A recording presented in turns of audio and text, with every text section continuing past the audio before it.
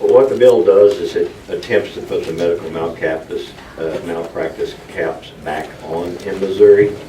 On July the 31st, 2012, the Missouri Supreme Court overturned the state's $350,000 limit on non-economic damages in medical negligence cases.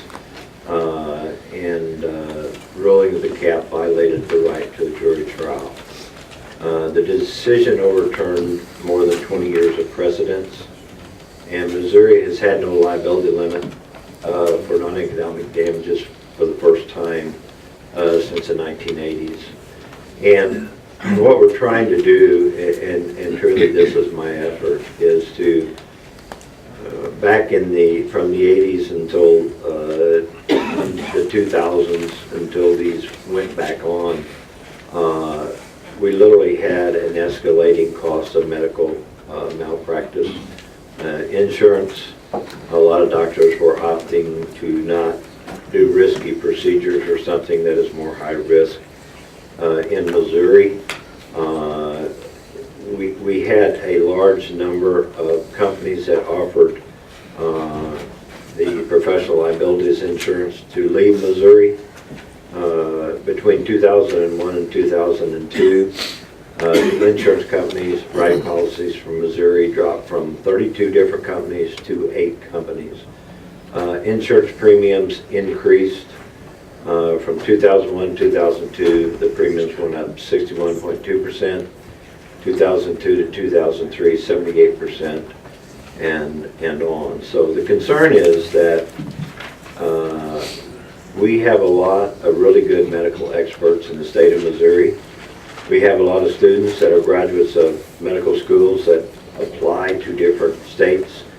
And if you're matched in a state, then you come to Missouri and you train in maybe OBGYN or neurology or neurosurgery or open thoracic surgery. You are a very good expert, you're trained by some of the best, and then we're losing these folks to other states. And I think it truly is a concern. I mean, I'm a veterinarian. Our medical malpractice insurance is not nearly as high as it is on the human medicine side. Ours is high, but anytime something affects that cost, that really builds in a lot of bottom line costs. So, I'm Dr. James Wolf. I'm president of the Missouri State Medical Association. I'm also a retired otolaryngologist. I've practiced for over 30 years in Springfield, Missouri. During that time, obviously I was practicing during the malpractice crisis that Senator Brown mentioned. I saw those insurance malpractice premiums increase by over 70%. I also saw between 2000 and 2002, Missouri losing over 300 physicians. During that time, 1 in 10 obstetricians quit delivering babies. And the majority of neurosurgeons in Kansas City, Missouri moved to Kansas City, Kansas. This resulted in head injury patients in Lee Summit being transferred all the way across the city to Kansas City, Kansas. After the 2005 tort reform legislation passed, that changed.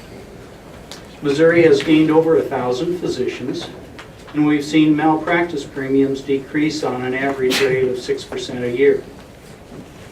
Missouri patients are facing a potential